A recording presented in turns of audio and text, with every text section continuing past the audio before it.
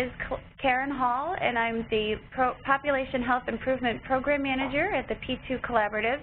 So I'd like to thank everybody for joining us today on our 5th webinar series. This is a bi-monthly webinar series that supports our Population Health Improvement Program.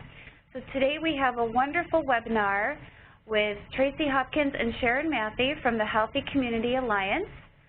And I'm just going to turn this right over to Traci and Sharon. So Traci and Sharon, thank you so much for agreeing to speak today. Thank you, Karen. This is Sharon, and Traci and I, as Karen has just informed you, are going to be sharing this presentation. Before we get started, I just want to give you a quick overview of the content. We're going to start out by talking about rural health networks in general, give you some background on the Healthy Community Alliance, our rural health network, talk about the definition of collaboration, the framework that we use. I'm sure if we spoke to each of you personally, you would each have a different interpretation or different language related to collaboration. So we want to just give that definition as a base. Then we're going to talk more about specific examples of successful collaboration that HCA has experienced, and then end with lessons learned. My understanding is that Karen will be fielding questions at the end, so we will get right into the conversation about how collaboration leads to success in moving populations to health. What you're seeing on your screen is a map of New York State, and the circles are the rural health networks.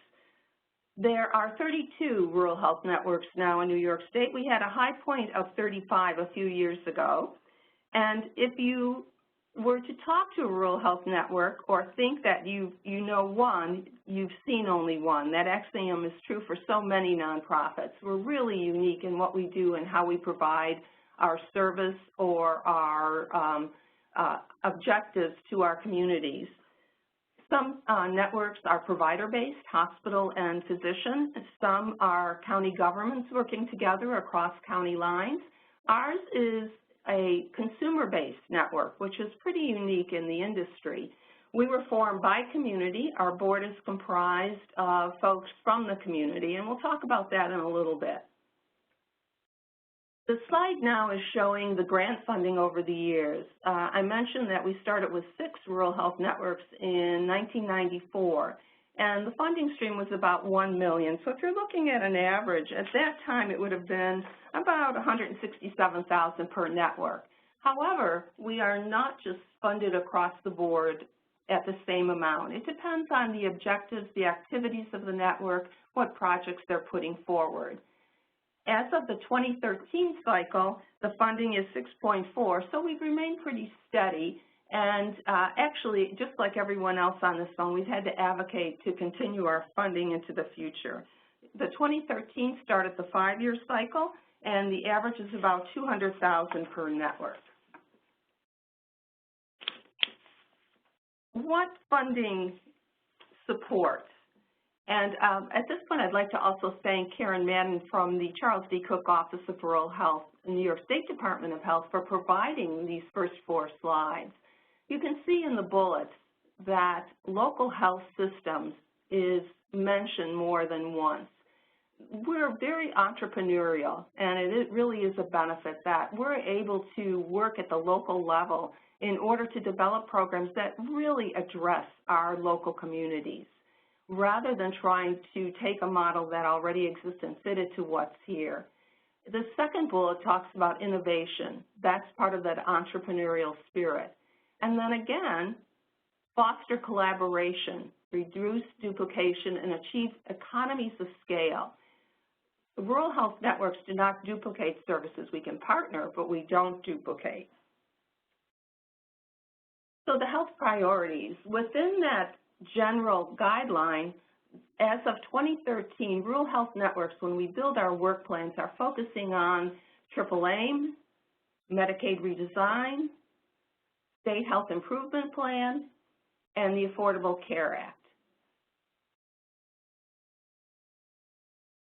This slide is just naming the directors or the CEOs of the 5 rural health networks in Western New York. Again, Ardent Solutions in Allegheny, Western Steuben, Chautauqua County Health Network, Healthy Community Alliance was a service area that originally started across the Route 39 corridor from Chautauqua into Wyoming and is much larger now. We serve all of Cattaraugus County, Southern Erie, and parts beyond. Lake Plains Community Care Network with Charlotte Crawford out of Orleans, Genesee, Wyoming County. Southern Tier Healthcare System with Donna Kane, Cattaraugus, Chautauqua, Allegheny, and probably parts elsewhere in Western New York. So to Healthy Community Alliance, you can see our mission on the screen, and quality of life is what we really focus on. Right from the beginning, everything we do is through partnership. We have recently revised our values, and this guides what we do not only as a network, but as individuals working in our communities. We facilitate strategic, internal, local, and regional partnerships that increase the availability and accessibility of services, encourage the involvement of all citizens and organizations, using an inclusive community-based process. We provide broad-based community outreach, support collaboration and shared resources, again that word collaboration, encourage a sense of ethics and trust among our partners, and empower rural and urban residents alike. Being a rural health network, we've learned that we can't work alone in a silo. We have to partner with all the available CBOs, government providers in our region in order to be effective. We also respect cultural, racial, and individual uniqueness in initiative, innovation, and teamwork, individual and organizational development, and the unique environment of rural communities and the relationships with our urban neighbors. We accept daily successes and mistakes as part of the growth process and look for opportunities based on innovation. We understand total well-being is achieved through health equity and address the associated social determinants of health. Flexibility is a tool for financial stability and sustainability in our organization. So what about the Healthy Community Alliance? We're one of 5 in Western New York. We've already talked about our service area. In 2004, we had a staff of 6 and a budget of about $250,000. Today, we now have 29, a budget of 1.3, which is increasing, and we have 2 subsidiaries, Community Place and Academy Place. When the organization in 2004, about 87% of it was through the Rural Health Network grant. We were very reliant on that funding stream. We've made a conscious effort over the last 12 years to diversify that funding. So 58% of our budget is government, meaning state, or federal. 32% is with management services, which in a nutshell means that we work with county government. We hire the person, they are our employee, but they may work on the county site. And then 10% of our funding comes from private foundations or donations, fundraising, a whole group of other options. I mentioned our community-based board earlier. Our chair is a former school superintendent. We have faith-based, business people, retirees, consumers, you name it, they are represented on our board, which is about 15 members. It's interesting how diverse we have become over the years. 27 active contracts and programs. That's not the total number we've done, but just those that are actively being presented in our communities at the present time. So moving on to the topic of collaboration. I was introduced to Karen Ray and Karen Ray Associates concepts through the Fellows Action Network, which is part of the health leadership of the Health Foundation of Western and Central New York's Health Leadership Program. And Karen has a unique perspective on collaboration. I'm going to read this for you. I know you're capable of doing it yourself, but just to stress some of the language in it. To collaborate is to work together so smoothly that customers see no boundaries between the entities providing services to them. Collaboration creates transparency, efficiency, productivity, and the personal satisfaction that comes from being a part of a genuine team doing important work. Karen shares that you can't be truly a collaborative if not every partner is not giving something and contributing something. And some of that contribution may be painful, but it is necessary. So what are the steps to form a true collaborative? Agree on the need that exists in the community. And in order to do that, you also have to look at what the community is saying, not just assuming that we know. Community focus groups, engaging consumers at every level are very important to identifying what the collaborative needs to focus on.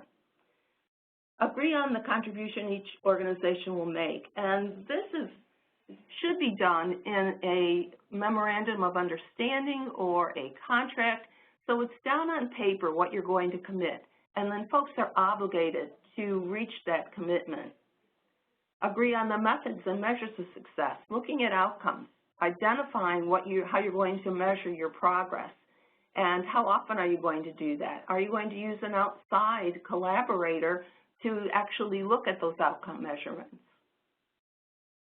Partnering your organizations in an effective collaboration is a challenge. There's no doubt about it, but we're seeing more and more collaborations in Western New York. Some of it is coming from the bottom up. Some of it is being forced through actions at the state level, like the DSRIP, Delivery System Reform Incentive Payment Program. One thing I have learned with collaboration is that one of the main steps, according to the Center for Leadership Development, is that you need time to get to know each other as a collaboration, and we'll talk about this a little more in the next slide. The picture here is of the old Healthy Community Alliance office on 26 Jamestown Street in Gowanda in 2009 when the 100-year flood hit Gowanda. What happened during the flood, as we see with many disasters, is that people come together. They are willing to put in whatever efforts it takes in order to resolve the situation. People work together that never even spoke to each other before, and that was true with this flood. HCA was out there going door to door to make sure people were okay. Health departments from both Erie and Cattaraugus were on site, and that is because Gowanda, the village, is divided into two counties, so everything was more complex in dealing with damage. Your neighbor could be getting assistance from Cattaraugus County but was denied on the Erie County side because they were not yet aware that a flood had occurred. So that flood really brought out the best in people and in the community and in the organizations that work and live here in Gowanda. So collaboration can address large issues. It has given us the ability to voice the rural differences and the rural similarities to our urban partners. For those on the phone that know Traci and I'm sure you've heard us say at a meeting, in the rurals, this happens. Don't forget that the rural is a little bit different. So this is a good avenue to get that difference or that similarity voiced. When we talk about diversity in planning, I'm reminded of the mapping that the Health Foundation Leadership Program has done. After each session, they interview the candidates and determine what connections each individual who's gone through the program has made, and they map it. So each individual is a point on a map. And you can see that there are people or hubs where there are many connections to that individual. They are the hubs, and that's the person you want to go to if you want to make connections. But at the edge of that map, there are folks that may have one or two connections. And they're at the periphery, and those are the folks you want to bring in a diversity of opinion. If we use the same people we work with on a regular basis in our planning, we're going to get the same messages that we've always known.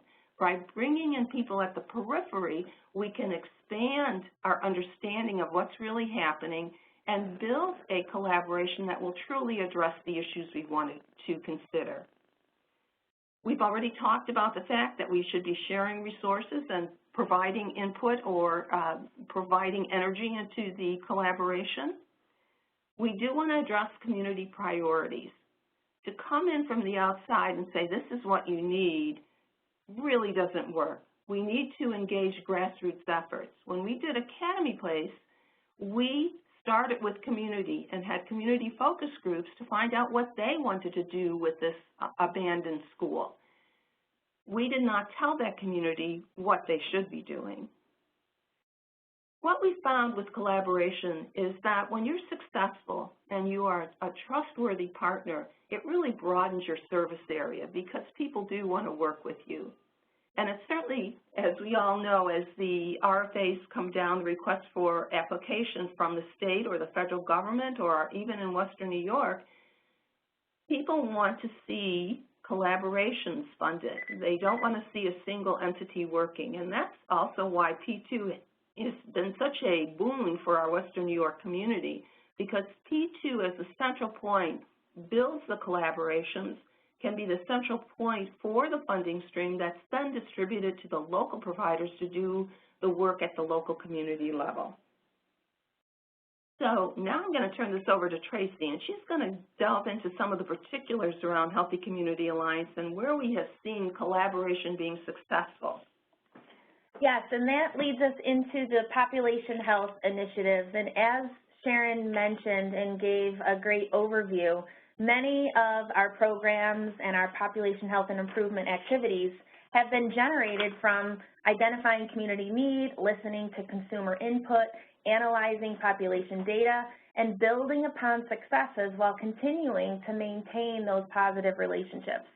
As we go through the program components within the presentation, these all represent examples of how collaboration has impacted a population health improvement movement in some capacity. I'm not going to get into detail about the program details and functions, but more of how they came about and how collaboration has helped make them successful. So we'll start with the Fit and Fun program. This is a grassroots program that was created more than 10 years ago to help address nutrition and physical activity behaviors of youth to impact obesity and chronic disease prevention. This program was piloted for 5 years in Go On to School and then expanded during a time when New York State was passing along new mandates to schools, requiring them to establish wellness committees, and then started the movement of more population health engagement within schools. Through our active engagement in a larger coalition, the Western New York Coalition for Diabetes Prevention, we were able to grow our program and continue funding to provide Fit and Fun in 64 school districts across Western New York. Eventually, our data collection partner with the University of Buffalo Primary Care Research Institute resulted in evidence-based program results. The successful program grew the opportunity for us to be involved in other population health improvement activities through the Western New York Public Health Alliance, the P2 Collaborative, Erie County Department of Health, United Way of Erie County, and Buffalo Public Schools, just to name a few. And we even had an opportunity to highlight our program at a national CDC conference. Fit and Fun eventually became a great way to engage schools in bigger environmental and policy changes as we established many contacts, relationships, and our network grew while implementing Fit and Fun activities. So as school wellness committees evolved, it became more about not just offering a Fit and Fun activity, but focusing more on the environmental and policy changes that are going to be sustainable throughout that school district. So our network of school contacts and expanded collaborations helped us to continue our work in schools, and we also addressed things like school gardens, complete streets and safe routes to school models, policy changes, increasing physical activity opportunities. More recently, our school partnerships and network was recognized by Erie One BOCES, who was awarded the Creating Healthy Schools and Communities grant for Cattaraugus County, and subsequently subcontracted with us to help us continue to build the relationships and work more closely in the school communities. As we started the planning and implementation of that grant, our involvement in the Cattaraugus County Consortium is helping us expand our reach through SCALE, which is a mentoring program to help provide learning and evaluation tools to help us be more successful across the county. So as a nonprofit organization, this is a really good example of how partnerships and collaborations are the key to our success, as financial resources do not always provide everything directly that you need to make a program successful. So at the Healthy Community Alliance, we're always surrounded by a great team and collaborative groups who all have unique contributions that can help us collectively create population health success. On this slide also, another good example of collaboration leading to success is our Falls Prevention Program. This was a coalition, a falls prevention coalition, that was made up of many key stakeholders who all played diverse roles in assisting our aging population.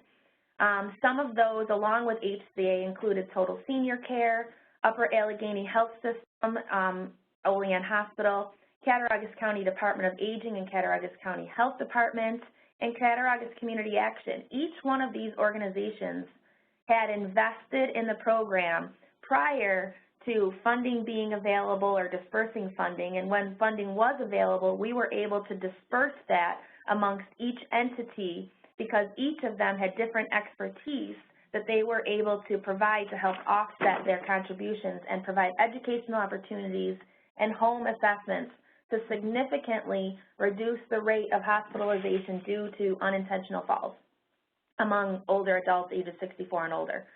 Our falls prevention work and collaboration of senior participants helped us obtain additional funding from the Health Foundation of Central and Western New York to now pilot a medicine management program within the Gowanda and Springville communities. This has provided medication use safety training and brown bag educational sessions for seniors and their families and caretakers, and also helped us provide training to local pharmacists who can now conduct medication therapy review for patients who come in with multiple scripts and they're worried about interactions and how things are relating. So that's been a great example of how our falls prevention program has recognized our senior population to help grow into more programming to assist them. Triple aim. Another big component and objective here at the Healthy Community Alliance, under our triple aim objective of providing better care and better health for individuals and populations while trying to lower per capita cost, we also have many additional collaborations. One of them to highlight would be that we have been a health insurance enrollment assistance agency for more than 10 years, which has now led us to be the navigator lead agency for Cattaraugus County to enroll consumers in the health insurance marketplace. This is a service that has been built upon community support and collaboration.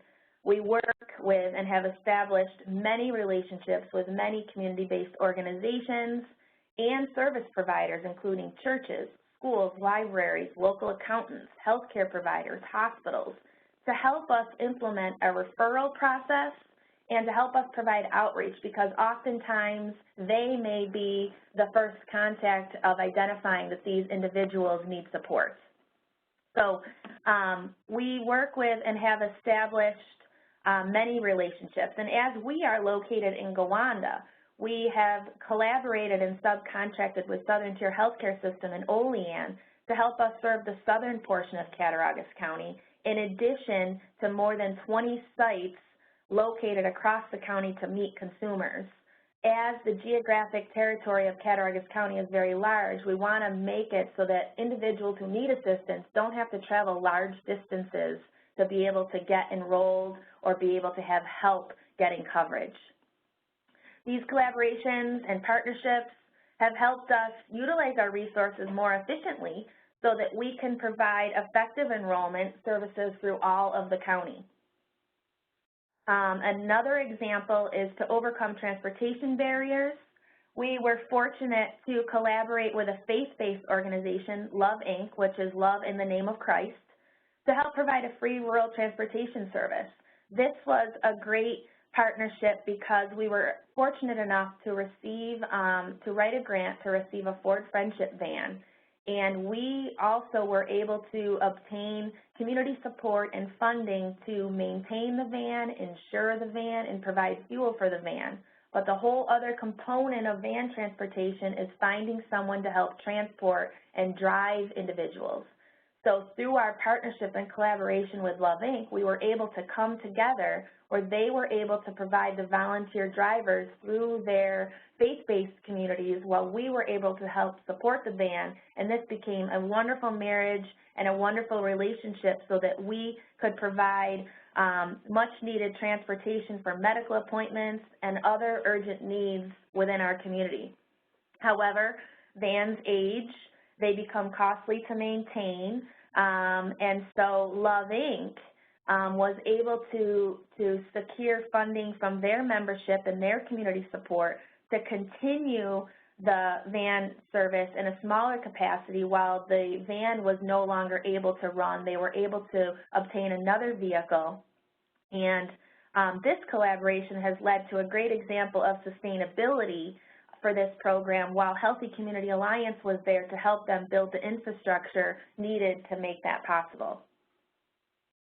Another great program example is our Rural Youth Counseling Program, which was again established from community need. The L.K. Painter Center who housed the free counseling program was dissolving, and they came to us at Healthy Community Alliance and asked if we could help them through that process, but more importantly, help maintain some of the programming that they are offering within the community. Through that process, we were able to take over the counseling program and expand it into what we now call the Rural Youth Counseling Program and Family Support Center that's located within our Academy Place building. Through support and established relationships and collaboration from Chautauqua Opportunities and Gowanda Central School, we were able to create a network of providers to utilize our family center space to provide family support services such as counseling, therapy services, HEAP support, visitation site, and parent empowerment programs. Now we're expanding from that into a larger community group under leadership of our local village mayor and police to help better understand and reduce youth substance abuse. DSRIP. I'm sure all of you have heard of DSRIP and somehow trying to see how we can fit in and be a part of DSRIP, which was one of the big concerns here at Healthy Community Alliance.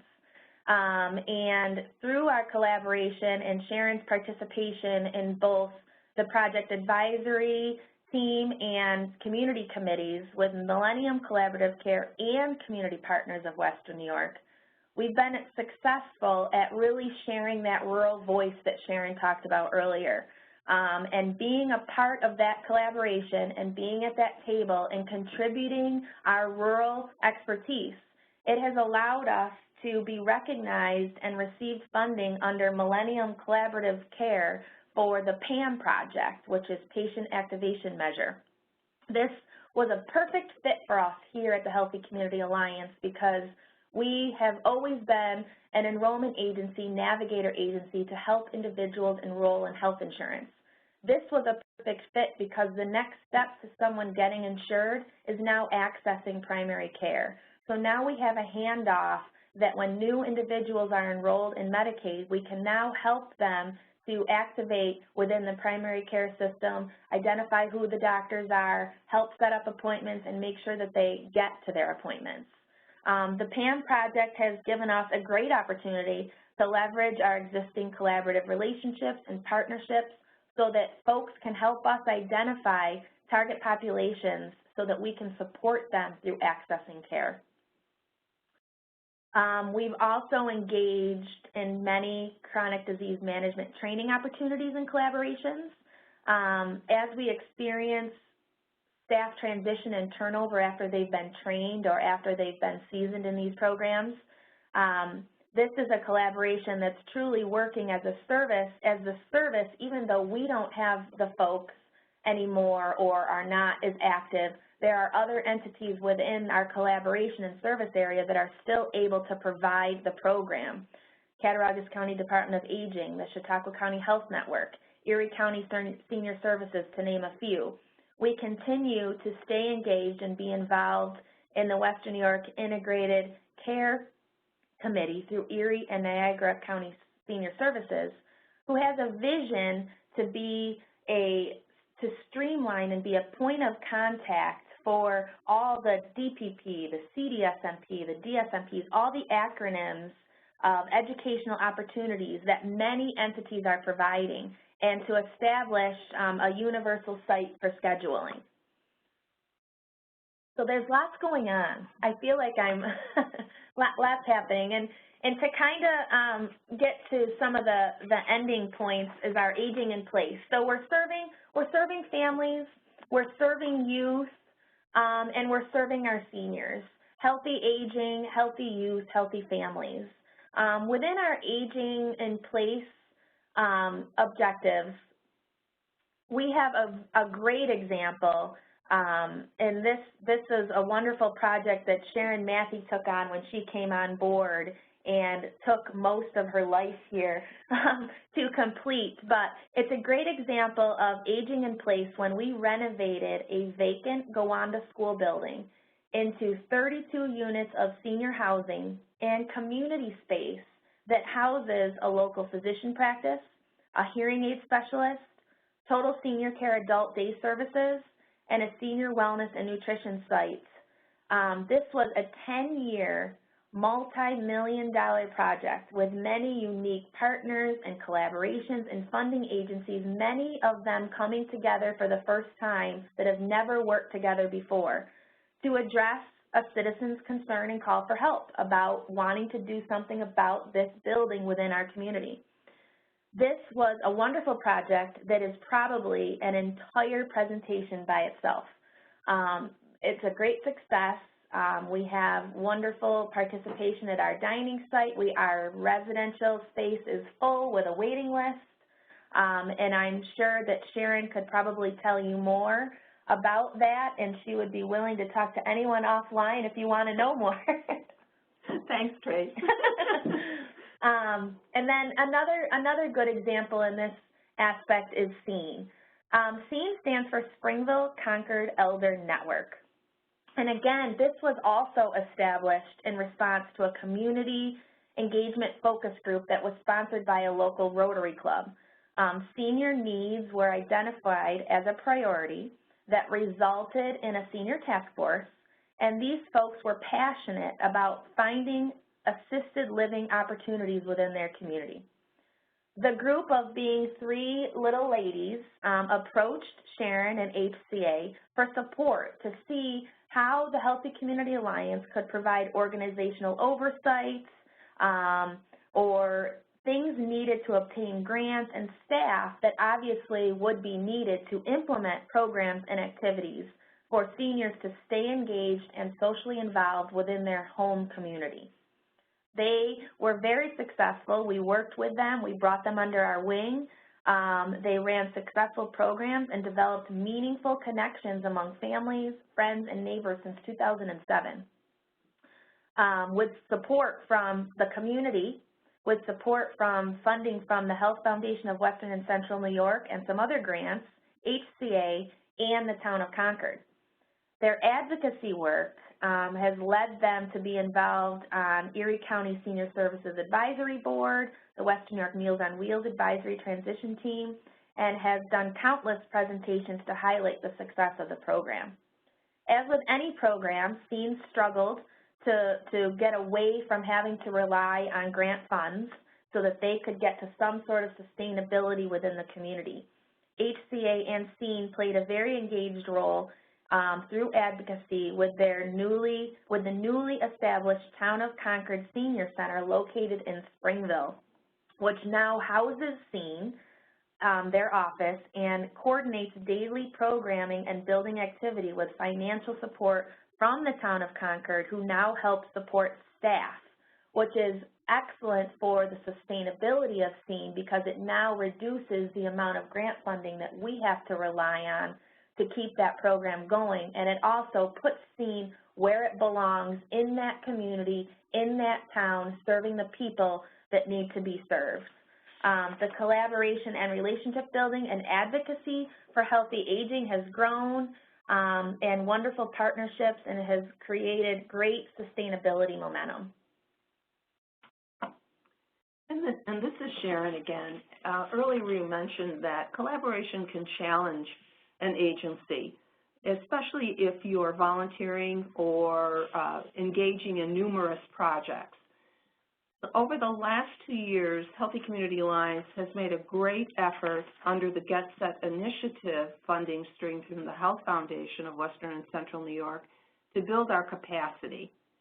If we have knowledgeable, trained, effective board and staff, we will better be able to collaborate and serve our community. We know that every employee, no matter what their role in this agency is a leader at some point. So we're not necessarily a top-down agency. We take information from every level and pull it together to make an effective activity, an effective response to community. We also are beefing up our quality outcome measurement. Every grant we have, every funding stream has its own outcome measures tied to it.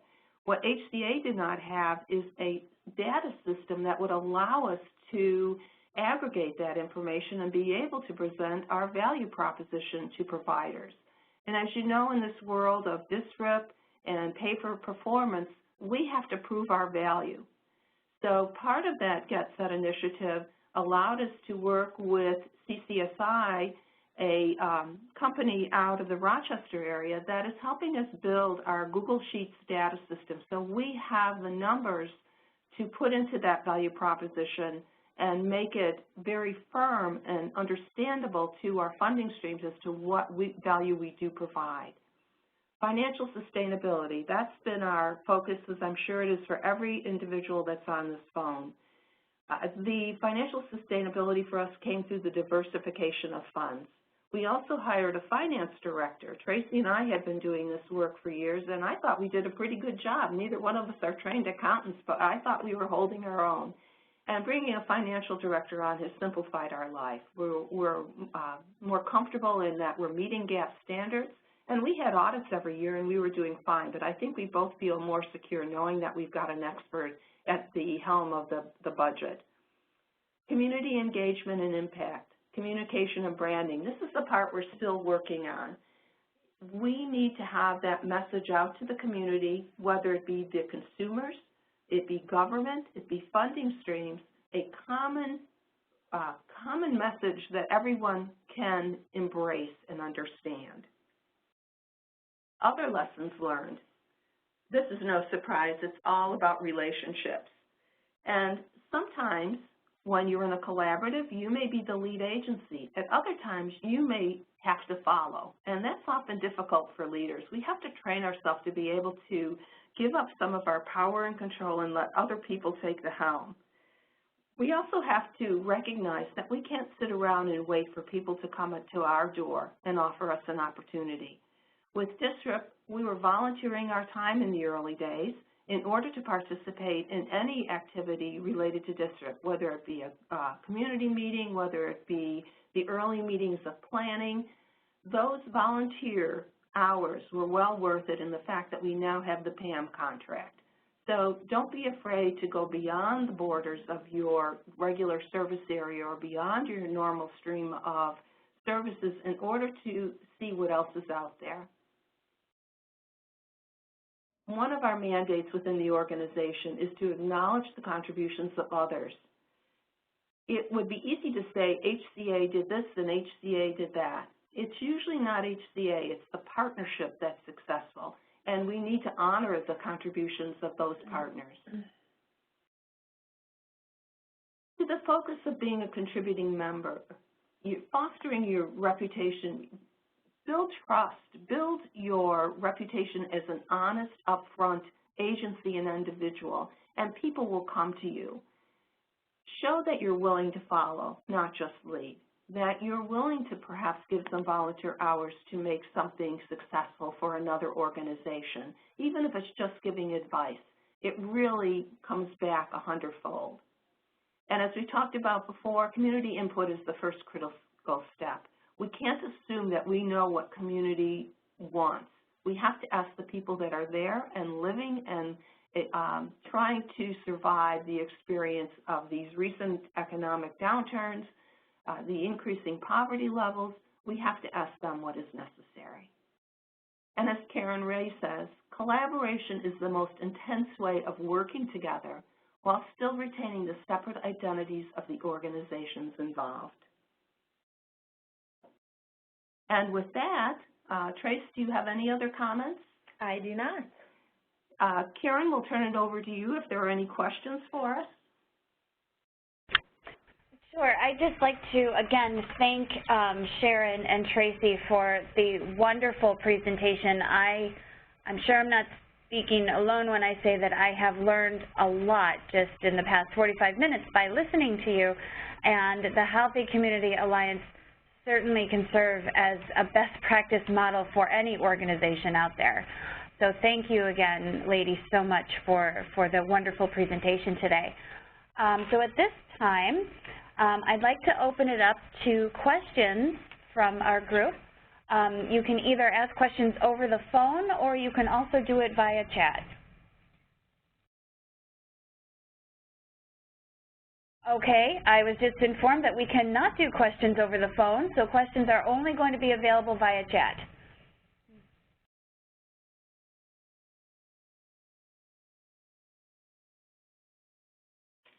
We'll give just a couple minutes for folks to type in questions if you have any. And while we're waiting, I just want everybody to know that today's presentation was recorded, and it will be posted up on our website at p2wny.org.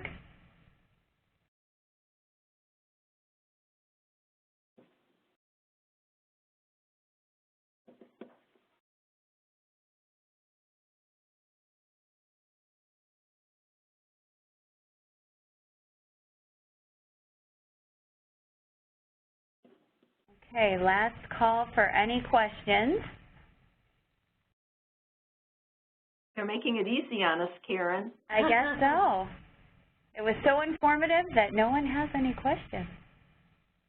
You take it one of two ways. Mm-hmm.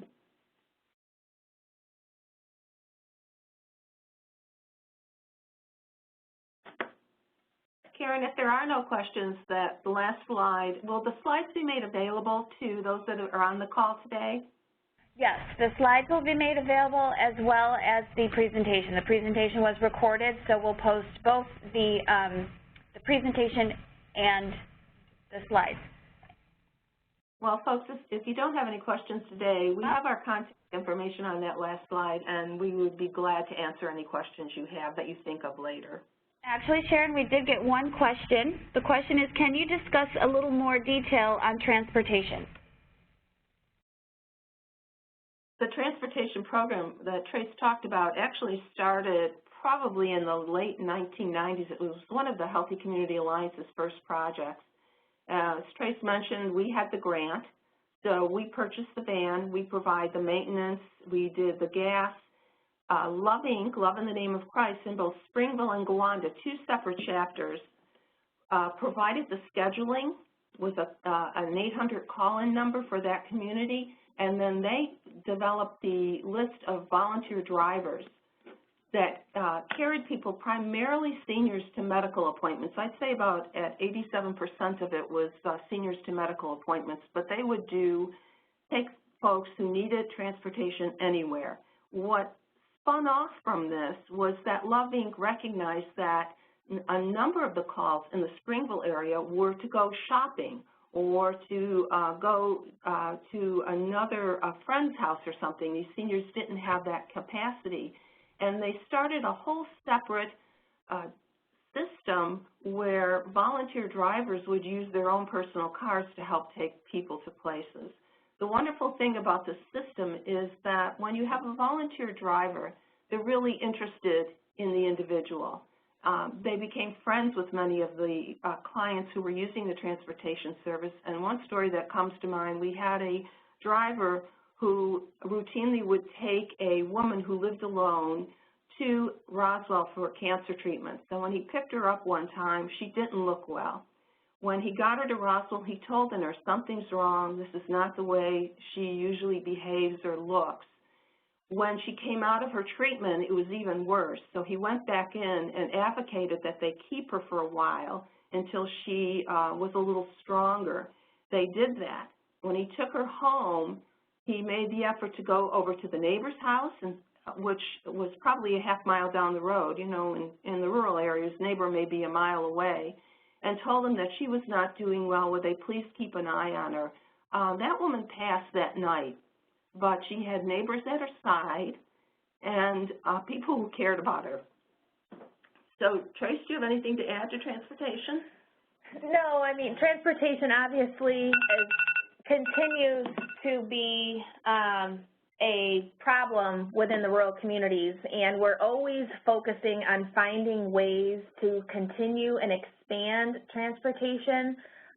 We were just talking about this with our PAM project, as we're identifying Medicaid individuals who need to access primary care, and one of the biggest barriers is transportation.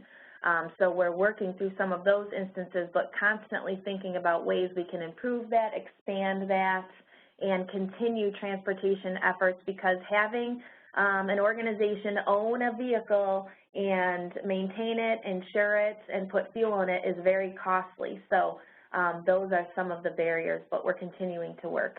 And we're open to suggestions from you folks as to how you are working successfully on transportation issues.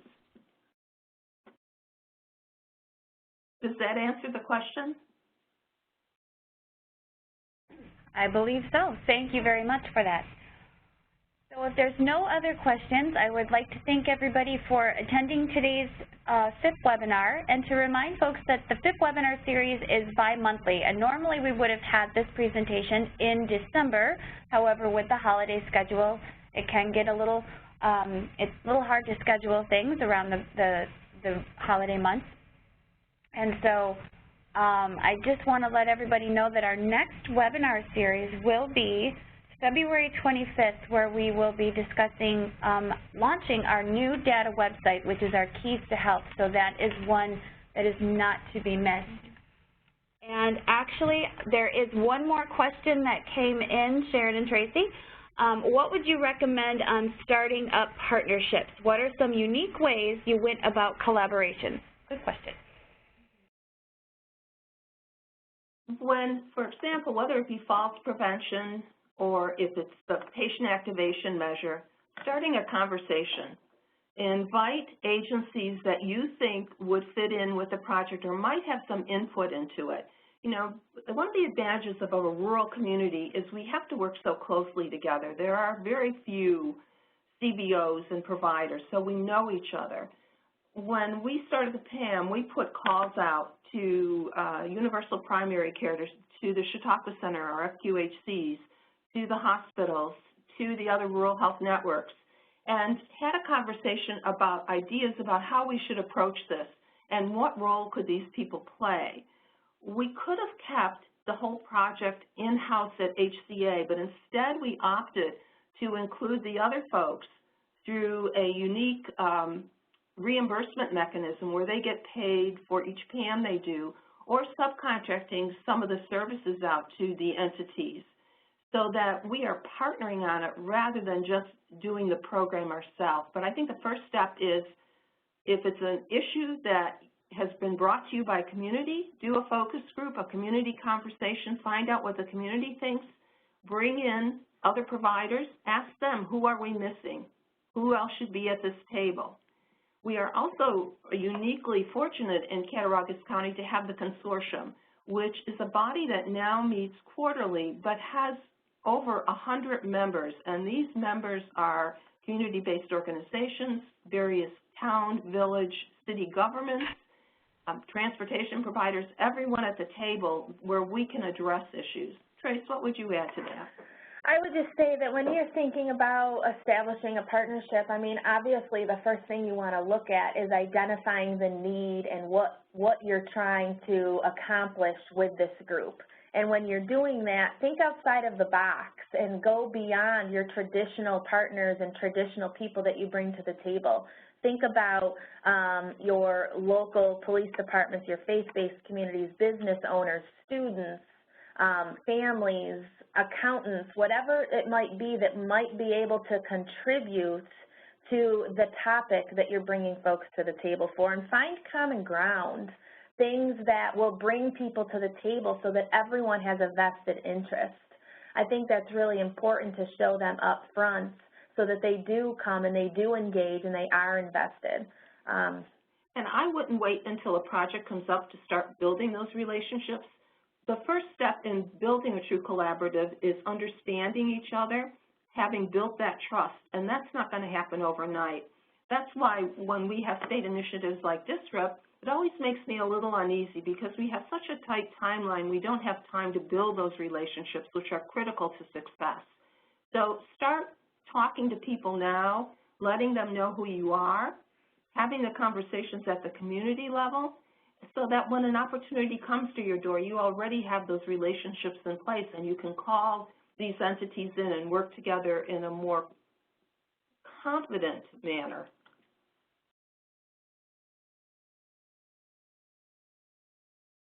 Okay, so any final questions? And it's been about a minute since we've received any questions, so I'm going to take that as there are no more questions. So again, thank you very much, Sharon and Traci, and thank you for the Healthy Community Alliance for all of the wonderful work that you ladies do out there and everybody else who is involved with Healthy Community Alliance. And thank you, everyone, for joining our call today, and have a wonderful day. Thank you, Karen and Christina, and thank you to all for joining us today. Thanks for the opportunity. Bye, ladies. Bye-bye. Bye.